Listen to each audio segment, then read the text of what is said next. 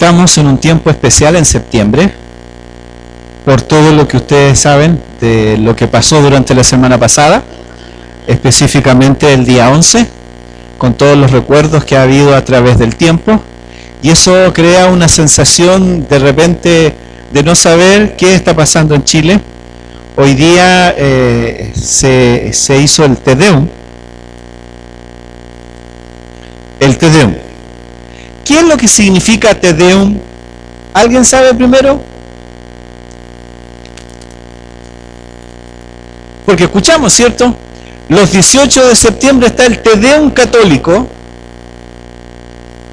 y hoy día, como el día previo, el día domingo más cercano al 18-19 de septiembre, se tiene el Te Deum evangélico, y hasta donde yo recuerdo, por lo menos en Santiago, siempre se ha hecho, desde el año 73 se ha hecho, no, del 74, se ha hecho en la Catedral Evangélica Metodista Pentecostal. ¿Qué es un Te Deum? Levante la mano quien lo sepa. ¿Ya?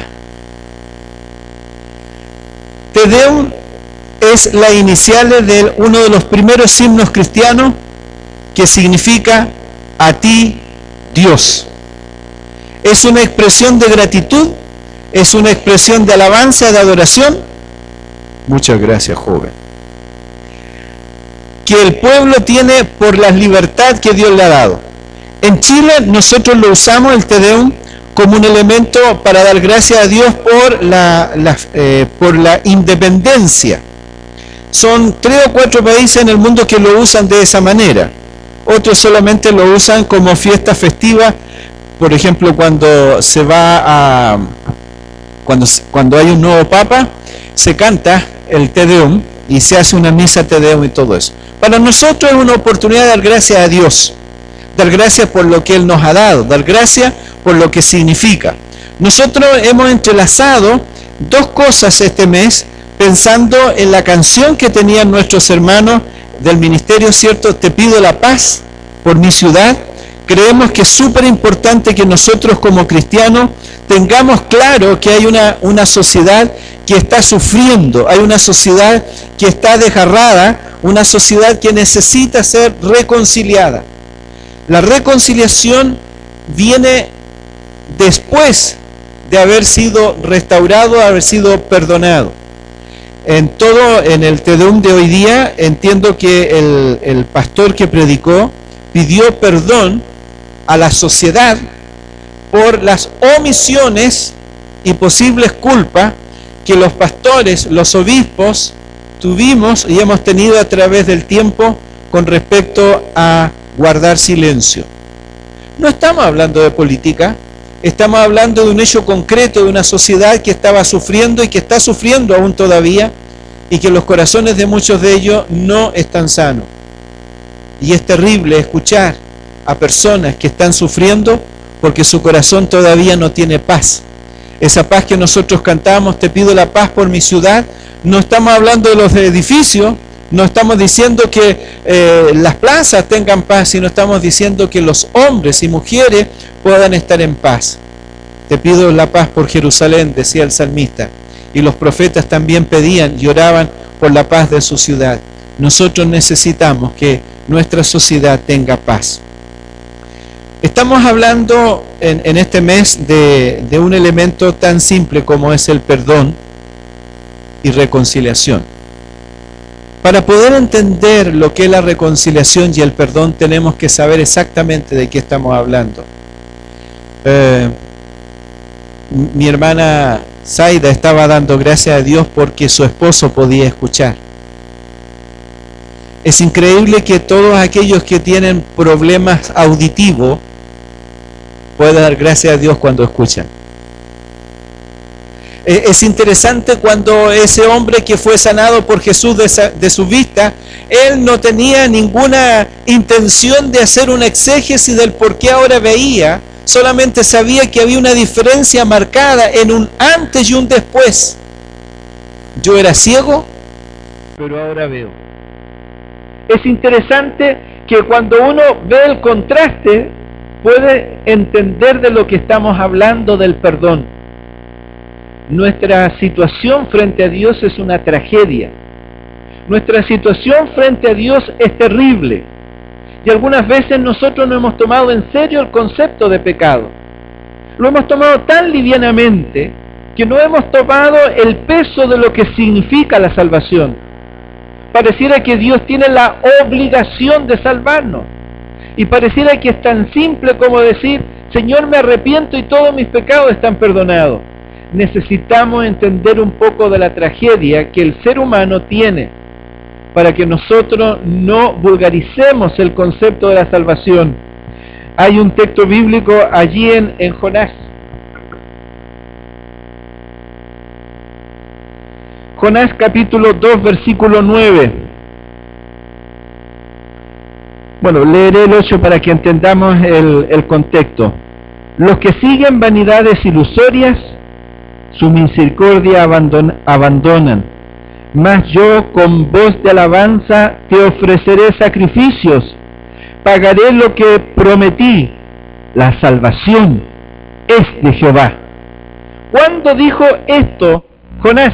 ¿En qué circunstancia? Jonás capítulo 2. ¿Cuáles son las circunstancias de Jonás? ¿Alguien sabe? ¿Lo recuerda? Yo sé que lo sabe. ¿Lo recuerdan? ¿Dónde estaba Jonás? Sentado en su sillón, viendo televisión, tranquilamente al lado de una bebida.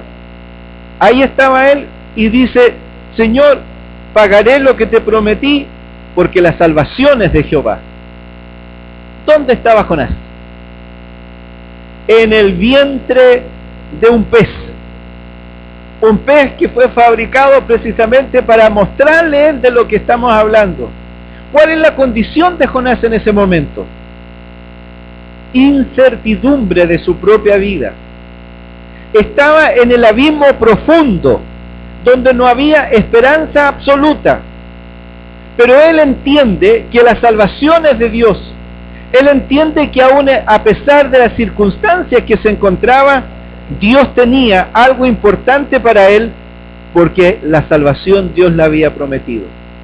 Cuando uno sabe lo que significa la perdición, cuando uno ha entendido lo que significa la paga del pecado es muerte, cuando uno ha entendido que lejos de Dios es imposible hacer nada, cuando encontramos la salvación, tiene que haber algo, un cambio radical en nuestra forma de pensar. Hoy quisiera, Dios mediante, compartir con ustedes este tema que no siempre lo hablamos, que no siempre lo entendemos también, y además porque hay demasiadas posturas de distintas corrientes teológicas o pensamientos filosóficos que nos hacen entender que la cosa no es tan así. No hay que ser fanático, no hay que ser religioso, no hay que ir al extremo. Total, la vida es distinta. El concepto teológico que se habla de la depravación total del hombre es un concepto un poco extraño, porque la Biblia nos va a enseñar que es importante entender y aceptar el perdón de Dios por la condición y la naturaleza del hombre. El hombre de por sí no puede obtener salvación. El hombre por sí mismo no puede alcanzar la salvación que algunas veces nosotros creemos que sí es alcanzable. Cuando hablamos de depravación, estamos hablando de la maldad implícita, de la corrupción, de la perversidad. Esto enfatiza que en el hombre no hay nada bueno.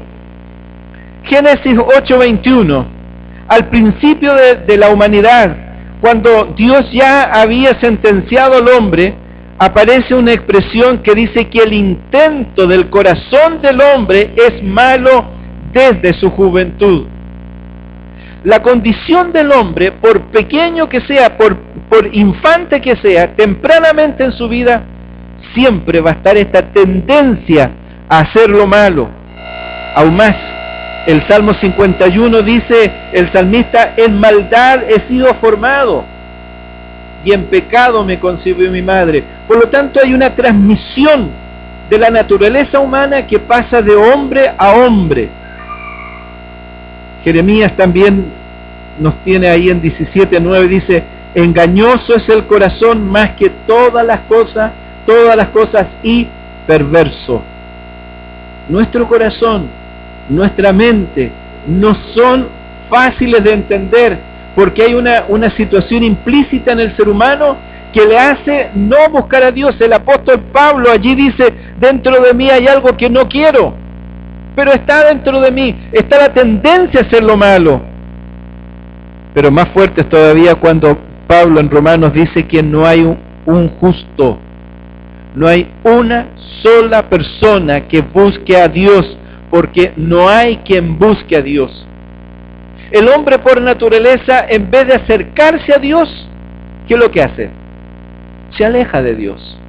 Y aun cuando en el ser interno de cada persona siente la necesidad de acercarse a Dios o busca a Dios por una necesidad personal, porque el hombre necesita tener ese encuentro con Dios, y aun cuando el hombre no sabe cómo, muchas veces Satanás ayuda a hacer que donde busca no sea lo más correcto ni lo más adecuado. La naturaleza del hombre es totalmente corrupto. No hay una sola persona justa, no hay una sola persona buena. Por lo tanto, a menos que Dios haga algo no presupuestado por el hombre, puede tener acceso a Dios. Estamos muertos en nuestros delitos y pecados. Y si estamos muertos, no hay nada que yo pueda hacer para lograr la salvación. Pensar que ni se cambia el entorno de la vida de una persona podría hacer las cosas distintas. Hay corrientes teológicas que se llaman el evangelio social. Y dice que el hombre es así porque su entorno lo lleva al pecado. Porque si todos sus familiares, sus amigos tienen cierta naturaleza, él va a vivir esa misma naturaleza por repetición. Y muchos movimientos cristianos han intentado corregir el medio ambiente. Pero mucho más antiguo hay un refrán que dice que si la mona se vista de seda, ¿es el problema del entorno? ¿Es el problema de mejoramiento urbano? ¿Es el tema de mejorar las personas en su intelecto, en su capacidad cognitiva? ¿Es el entorno socioeconómico que la persona necesita tener mejor, que va a cambiar su forma de ser? Sepa decir, sabemos nosotros, más que nada, que el ser humano, desde el más rico al más pobre, tiene el mismo sentimiento: alejarse a Dios. Porque en vez de buscar a Dios se alejan de Él, porque confían en sus propios bienes, confían en su fortaleza, confían en su juventud, nunca buscan a Dios. Esencia del mismo ser humano. Hay una corriente que son los arminianismos, dice que el hombre por sí mismo es incapaz de hacer el bien, solo por la gracia de Dios sí puede recibir a Cristo solo por gracia. Y los que aquí estamos, si no hubiera sido por la misericordia de Dios, si no hubiera sido por el amor de Dios para con nosotros, usted y yo estaríamos camino al infierno. Solo porque Él intervino, usted puede ser quien hoy es. Solo porque Jesucristo le dio la vida a ese hombre pudo ver. Solo porque Jesucristo tocó a algunos y ordenó que algunos resucitaran, pudieron resucitar, porque estaban muertos. Nosotros somos producto de eso. Por lo tanto, la importancia radica en el poder de entender la verdadera naturaleza de Dios. El hombre es incapaz de encontrarse con Dios, porque no quiere ni puede. Solo por la gracia de Jesucristo podemos hacer la salvación. Como dice nuestro hermano Jonás, la salvación es obra de Dios. Efesios 2:9, un texto que sabemos, dice que nuestra salvación es por gracia. Y tiene una razón de que es por gracia y no por obras. Porque si fuera por obras, nosotros la compraríamos. Si fuera por obras, nosotros la alcanzaríamos. Porque hemos fabricado distintos elementos para alcanzar la salvación. Pero la salvación es imposible. Algunos se hacen religiosos y creen que a través de la religión, sea cualquiera, van a alcanzar la salvación. Si hacen tal o tal cosa, van a alcanzar la salvación. Si entregan esto o entregan lo otro, van a alcanzar la salvación. Pero estamos absolutamente en condiciones de decir que es imposible, porque no es por obra. Y la razón es para que nadie diga, ve, producto de mi esfuerzo, producto de mi perseverancia, producto de mis sacrificios, yo alcancé la salvación. Es imposible que el hombre alcance la salvación a menos que sea por la gracia de Dios. Cuando hablamos de obra, estamos diciendo, lo hago para salvarme. Cuando estamos hablando de gracia, estamos diciendo, lo hago porque soy salvo, porque Dios está obrando en mí y me hace cambiar esta condición. Gálatas capítulo 2, versículo 20. Ahí sí te voy a pedir que lo pongas, Felipe, por favor. Gálatas 2:20. ¿Qué dice? ¿Lo recuerda usted? Con Cristo y ya, ahí está, con Cristo estoy juntamente crucificado, ya no vivo yo, mas vive Cristo en mí, y lo que ahora vivo en la carne, porque seguimos siendo personas, lo vivo en la fe del Hijo de Dios, el cual me amó y se entregó a sí mismo por mí. Si no hubiera sido porque Jesucristo pagó el precio allí en el madero de la cruz, no hubiéramos alcanzado salvación. Porque Él lo hizo, porque Él se ofreció, porque era el único medio para que nosotros fuéramos salvos. En la antigüedad, los judíos y el pueblo que buscaba a Dios lo hacía a través de los sacrificios. Pero ese sacrificio era un símbolo de lo que iba a venir. Los antiguos miraban en el sacrificio, miraban la cruz. Y nosotros hoy miramos hacia atrás lo que Jesucristo hizo por nosotros. Bendito es el Señor, porque la salvación viene de parte de Él. La condición en que el mundo está descrita tan realmente allí en el libro de Efesios capítulo 2. Vamos a ese texto, por favor. Descúbralo usted en su propia Biblia. Efesios capítulo 2, los primeros versículos son muy significativos. Él, ¿a quién se refiere? Él os dio vida. ¿A quién se refiere? A Jesús. Cristo podría decirse, ¿cierto? Cristo os dio vida. Él os dio vida a vosotros cuando estábamos muertos en delitos y pecados, en los cuales dice, anduvisteis en otro tiempo siguiendo la corriente de este mundo, conforme al príncipe de la potestad del aire, el espíritu que ahora opera en los hijos de desobediencia, entre los cuales también todos nosotros vivimos en otro tiempo en los deseos de nuestra carne, haciendo la voluntad de la carne y de los pensamientos, y éramos por naturaleza hijos de ira, lo mismo que los demás. Pero mire lo que dice el versículo 4, pero Dios, que es rico en misericordia, por su gran amor con que nos amó, aún estando nosotros muertos en pecado, nos dio vida juntamente con Cristo. Por gracia soy salvo, y juntamente con Él nos resucitó. Asimismo nos hizo sentar en los lugares celestiales con Cristo Jesús, para mostrar en los siglos venideros las abundantes riquezas de su gracia en su bondad para con nosotros en Cristo Jesús. Porque por gracia sois salvo, por medio de la fe, y esto no es de vosotros, pues es don de Dios, no por obras, para que nadie se gloríe, porque somos hechura suya, creados en Cristo Jesús para buenas obras, las cuales Dios preparó de antemano para que anduviésemos en ella.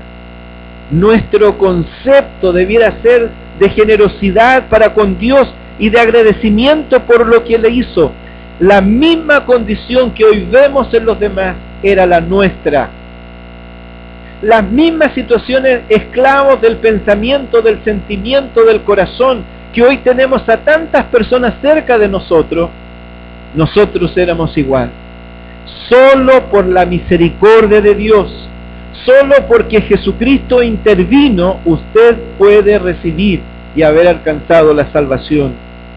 Eso es un simple gloria a Dios, porque no lo merecíamos, ni aún lo merecemos, porque si fuera por mérito, ya no sería gracia, sería un favor, sería una recompensa lo que tú eres. No es por obras para que nadie se gloríe. El problema del ser humano es serio. El problema del hombre en el día de hoy es serio, porque las corrientes de este tiempo nos hacen ver el pecado como situaciones extremas. Si no fuera por Dios, que Él interviene, todos estamos en condenación. Hay un plan redentor desde antes de la fundación del tiempo, del mundo, dice la Escritura. Él ya nos tenía señalado, Él ya nos había mirado, Él ya conocía las circunstancias y sabía que nosotros íbamos a responder ese amor maravilloso de Dios porque nosotros necesitamos de Él. Las corrientes de las personas que son ateas, ellos tienen un concepto muy claro sobre lo que es pecado. Ellos dicen, no existe Dios, por eso son ateos, ¿cierto? Y porque no existe Dios, no existe el pecado, porque nosotros pecamos cuando pensamos que existe Dios. Los hermanos, o mejor dicho, los movimientos hedonistas dicen que el deseo del hombre es buscar el mayor placer de la vida. Tenemos que disfrutar de los placeres de la vida y tenemos que evitar el dolor. Esto que son movimientos y son filosofías así dadas, son cosas que la gente vive.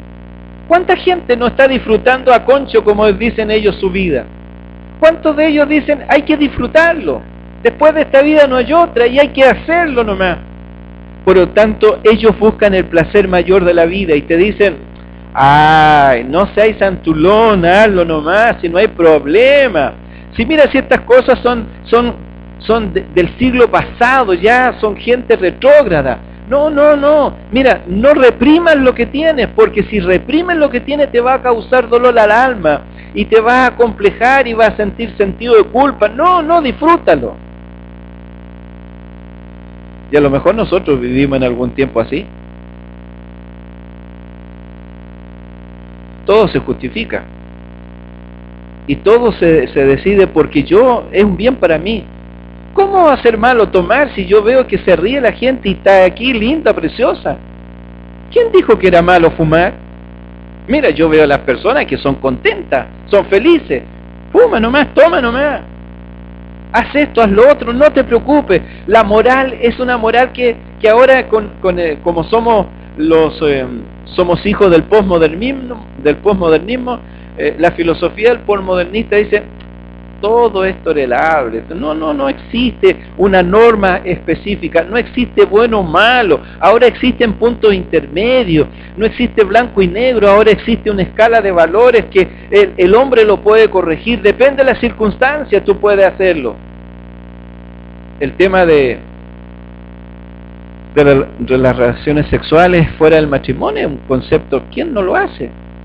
Las tragedias para nosotros que nos escandalizamos frente a esto es cuando escucha uno que cada vez las estadísticas están diciendo que nuestros jóvenes más tempranamente en edad están siendo introducidos a la vorágine sexual y nuestros jóvenes están sintiendo esa presión. Nuestros jóvenes están experimentando que si alguno de ellos no quiere y quiere llegar como la Biblia manda, puros al altar, eso está pasado de moda y lo colocan como tonto, y lo colocan etiquetado y le hacen burla. Entonces, para no ser antipopular, ¿qué hacen nuestros jóvenes? Se alejan de esas personas. Ojalá que así fuera. Pero hay una presión social tremenda, sobre todo porque todas las personas buscan el placer, porque todas las personas buscan pasarlo bien. Ahora, yo no estoy diciendo que nosotros tenemos que ser masoquistas en el sentido de infringir los dolores para evitar esta conciencia de pecado. Si nosotros entendemos qué es el pecado, la consecuencia del pecado en el ser humano, nunca lo haríamos. están tratando de hacer, con respecto al cigarrillo, están tratando de hacer propagandas que sean fuertes, en donde aparece no lo bonito de fumar y lo top que se siente andar con un cigarro en la mano, que se siente, wow, qué terrible, qué buena onda este niño con cigarro. Están mostrando imágenes de lo que significa el cáncer pulmonar. Están mostrando lo que significa un hígado hepático producto del cigarro y del alcohol, lo que significa, las consecuencias hacia dónde van. La propaganda del mundo es regia y estupenda, el marketing es excelente, pero cada una de esas cosas de querer pasarlo bien hoy, mañana te va a pasar la cuenta. Y eso no se publica, y eso no se dice, pero nosotros sí sabemos, porque el Señor nos habla y nos muestra en su palabra. Cuidado con tener este sentido de pasarla bien, de pasarla bien, de pasarla bien. La vamos a pasar bien, pero dentro de las normas que Cristo ha establecido, porque ahora nosotros somos nuevas criaturas. Lo que ahora vivo en la carne, lo vivo en la fe del Hijo de Dios. Quienes no conocen esto del sistema de cómo nosotros lo pasamos bien, ya nos presentó una muestra nuestro hermano José, ¿cierto? Venga este jueves a las 12 del día y verá que se puede pasar bien sin tomar, que se puede reír, que se puede jugar, que se puede hacer muchas cosas lindas sin tener que caer en estas cosas de la droga o del alcohol. Podemos ser felices, podemos sonreír, podemos buscar y sentir la presencia de Dios con nosotros. Hay un grupo que se llama Ciencia Cristiana. No sé si alguno los conoce o no. Ellos manejan mucho el tema de libros y esas cosas como lugar de lectura. Ellos dicen que con respecto al pecado, que no es algo positivo. El pecado es la ausencia de lo bueno. Por lo tanto, es un error en la mente. El pecado está en la mente. Si tú lo miras, vas a encontrar el lado positivo y vas a poder vivir tranquilamente. El concepto de evolución, los evolucionistas dicen que el pecado, esto me llamó la atención, el pecado es la herencia del ser humano prehistórico que hay en nosotros. El hombre primitivo, ese hombre que no se desarrolló, es el que tiene que ver con el pecado. Pero en la medida que el hombre evoluciona, el pecado dejó de estar, porque el hombre ya sabe lo que tiene que hacer y lo hace comúnmente. A esto nos enfrentamos constantemente. Cuando nosotros no entendemos, y digo no entendemos, de valorar de dónde nos sacó el Señor, no vamos a jugar a ser cristianos mediocres. No vamos a jugar a ser cristianos que un día estamos con el Señor y otro día estamos en el mundo. Porque nosotros dejamos de ser de esas personas. Nosotros, desde el momento en que Cristo vino a nuestra vida, nosotros somos nuevas criaturas. Desde el momento que Cristo entró a tu corazón, ya no eres la misma persona. Tus pensamientos ahora deben estar en Cristo. Tu sentimiento debe estar en el Señor. El querer vivir tiene que estar en Cristo, ya no en los deleites de este mundo. Porque Cristo te cambió, Cristo te transformó. Ahora tú no estás muerto, ahora tú estás vivo. Ahora tú no estás insensible a la voz de Dios, ahora estás sensible a la voz de Dios y puedes vivir una vida cristiana para que muchas personas puedan hacerlo. Sobre cada uno de nosotros había una sentencia. La paga del pecado es muerte. Esa es la sentencia que había en nosotros. No había en ninguno de nosotros que buscara a Dios, no lo había. A menos que Jesucristo hubiera intervenido, nosotros estaríamos perdidos. Por eso, cuando el Señor dice, en varias ocasiones dice, hijo, tus pecados te son perdonados. Cuando Jesucristo te dijo eso, a lo mejor no en voz audible, pero sí en esa sensación que todos tus pecados recibieron un sello que dice, perdonado. Y cuando tú fuiste perdonado, todas las cosas son diferentes. ¿Estabas esclavo? Eres libre. ¿Estabas sujeto a pasiones deshonestas? Ahora eres libre. Y libre porque Cristo te hizo libre. ¿Y eso no nos da algo de sensación distinta? ¿No nos da un deseo de decir gracias Dios porque estaba muerto y ahora estoy vivo? Gracias Dios porque era ciego y ahora veo. Gracias Dios porque estuve enfermo y ahora estoy sano. Gracias Dios porque iba al infierno y ahora voy al cielo. Gracias Dios porque antes era infiel, ahora soy fiel.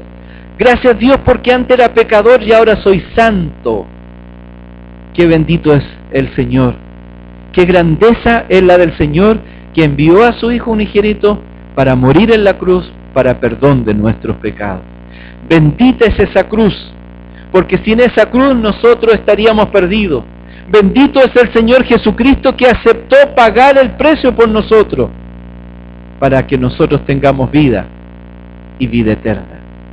Y aún más, Juan dice, no solamente la vida eterna cuando estemos allá en el cielo, sino una vida abundante en el día de hoy. Le pedí a mi hermano Felipe que nos ayudara con un power chanta, como dicen algunos, pero quiero que lo veamos porque son figuras con respecto a lo que es la salvación. El plan de Dios para la salvación del hombre. Aquí tenemos dos conceptos. El hombre que se alejó de Dios producto del pecado, cuando nosotros, Adán, ¿cierto?, estaba con Dios en una relación muy especial. Adán se separó de Dios producto de que en ese momento, cuando Adán pecó, dice que hubo muerte espiritual. Siguió vivo, pero no tenía la vivencia de esa relación íntima con Dios. Por lo tanto, el pecado es el que nos separa. Y el pecado también nos lleva, esa separación nos va a llevar finalmente a la muerte eterna. Es allí donde está el problema de toda persona. El siguiente, por favor, Felipe. El hombre, por lo tanto, ha fabricado sus propios méritos para alcanzar la salvación, no por obras para que nadie se gloríe. Sigue habiendo el espacio, el abismo, la vida eterna. Dios está al otro lado. Pero ¿qué ha hecho los hombres? Ha colocado obras, ha colocado religiosidad, ha colocado tantas cosas como filosofía y otras cosas, intentando acercarse a Dios. Esto es imposible. El siguiente. Jesucristo descendió, se hizo carne, habitó entre nosotros porque Él quería unir al hombre con Dios. La muerte de Jesucristo se transforma en el puente. Solamente ese puente puede ser. Pero en el primero y en el cuadro de acá hay una diferencia. Esa persona sabe que Dios vino en la persona de Jesucristo y que murió en la cruz por el pecado de todas las personas. Lo sabe, pero no ha tomado la decisión, como en el caso siguiente, que tenemos que apropiarnos de esta verdad y tenemos que aceptar el regalo de Jesucristo. Solo cuando nosotros hacemos, en el caso de allá un poco tímido, un poco inseguro porque no sabe lo que viene, pero finalmente acepta y toma y acepta el regalo maravilloso de Dios y pasa a otro lado, porque en ningún otro hay salvación, porque no hay otro nombre bajo el cielo dado a los hombres en quien nosotros podamos ser salvos. Y el último, Felipe, en el quinto, ya nosotros tenemos derecho a alcanzar la vida eterna. Desde el momento que nosotros hemos aceptado y nos hemos apropiado de Jesucristo, hay una gran verdad. En ese momento nuestros nombres están inscritos en el libro de la vida. Y no importa cuántos años a futuro te demores en llegar al cielo, porque eso no es resorte nuestro, está asegurado. Está asegurado. Y podemos nosotros dar gracias a Dios por la salvación, y cada vez que en algún día, bueno, cuando nosotros nos convertimos aquí en la tierra, recibimos a Jesucristo, en ese momento somos bienvenidos a la familia de la fe. Pero lo más importante será ese día cuando Jesucristo nos reciba en el cielo, porque le hemos recibido y hemos vivido para Él. Mas a todos los que le recibieron les dio la autoridad de ser hechos hijos de Dios. Yo no sé si en esta hora hubiera alguna persona que aún no ha recibido a Jesucristo en su corazón. Yo no sé si tú has entendido de dónde te ha sacado el Señor y que ya no eres un hombre pecador y que puedes ser un hombre santo y que puedes comenzar a vivir una vida cristiana conforme a Él quiere. Yo quisiera en esta hora que tú tengas la seguridad, 100% seguridad, de que si hoy te mueres, tu lugar de estar es el cielo. Si tú no lo has recibido, yo te invito y te animo a que recibas este regalo maravilloso. Es la única llave para poder entrar al cielo. Es el único camino para poder llegar al Padre. Y eso es algo que Dios quiere dártelo a ti en esta hora. Si tú no lo tienes, Él quiere perdonarte. Él quiere sacar, quiere quitar todo lo que separa al hombre de Dios. Si tú estás en esa condición y no has recibido a Jesús, esta es la hora. Y quisiera invitarte ahí donde tú estás, que levantes tu mano diciendo, quiero recibir a Jesús en mi corazón como mi Señor y Salvador, para garantizar lo que Jesucristo ha hecho por mí. Si tú no lo has hecho, es la oportunidad. Es el deseo de todos nosotros, que todos los que estamos aquí, en el momento en que el Señor nos lleve a su presencia, estemos todos. No sientas que es una presión, es una necesidad para ti. Yo estoy salvo, muchos de los que aquí están salvos, muchos estamos seguros hacia dónde vamos. Si hoy muriéramos, iríamos al cielo. Pero si tú no tienes esa seguridad, hoy el Señor quiere dártela. Solamente pidiéndole que Él venga a tu vida y lo reciba en su corazón. Quiero invitar también a quienes, habiendo recibido a Jesucristo en su tiempo, han tenido una doble militancia o han actuado de un lado o de otro. El Señor quiere perdonar, quiere restaurar, quiere sacar todo eso y quiere decirte, la palabra perdón es la palabra más importante en nuestro vocabulario con Dios, porque toda la carga de pecado que había en mi vida, el Señor la quitó. Y como hemos visto en domingos anteriores, Él nunca se volverá a acordar de ellos. Si tú lo has entregado, bien. Ahora es tiempo de vivir conforme a lo que Dios quiere. Quiere que vivas mostrando el perdón de Dios. Quiere que vivas mostrando y evidenciando que Dios te ha perdonado. Ya no ataduras a vicio, a hábitos, a conductas que no son de un cristiano. Es tiempo de vivir conforme a lo que Cristo quiere que lo hagamos. Si tú quieres hacerlo, allí donde tú estás, haz una oración para con Dios. Dile que te arrepientes de haber vivido como estabas viviendo y que quieres comenzar una vida conforme al corazón de Él.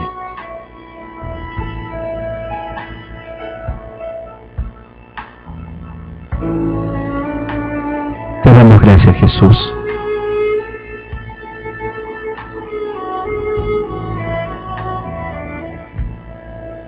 Porque obedeciste al Padre.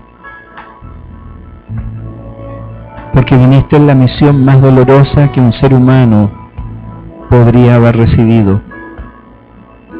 Te vestiste de nuestro ropaje, de tal modo que te hiciste como uno de nuestros. La diferencia en que en ti no se encontró pecado, que era el sacrificio perfecto, que era necesario inmolar para la salvación y la redención de los hombres. Hoy te damos gracias, porque lo hiciste por amor. Gracias, Jesús, porque eres el único camino para llegar al cielo. Gracias porque es el único medio que el Padre colocó en este tiempo para que nosotros alcanzáramos salvación. Los que aquí estamos te bendecimos y nos comprometemos a vivir en vida en santidad, porque todas aquellas cosas que antes eran nuestras, eran cotidianas, fueron del pasado. Como dice el apóstol, en estas cosas algunos de nosotros vivimos en ellas, pero ahora en Cristo, por ser nuevas criaturas, tenemos otra visión, tenemos otra naturaleza y queremos demostrar al mundo lo que significa vivir libre de condenación. No queremos vivir sojuzgados a la condenación, a la culpa, porque ahora en Cristo somos libres. Bendice a esta congregación, Señor. Y si hay alguno que por temor u otra razón no quiso levantar la mano para recibirte, queremos, Espíritu Santo, que lo fortalezca y sea un hecho real. Y todos aquellos que de una u otra manera se han dado cuenta que no han vivido en santidad conforme a lo que tú esperas de nosotros, que tomen la decisión de servirte y de vivir para honra y gloria de tu nombre. Bendice esta iglesia, bendice a sus miembros, bendícenos, Señor. Gracias, porque la salvación es de Dios. En el nombre de Jesús. Amén.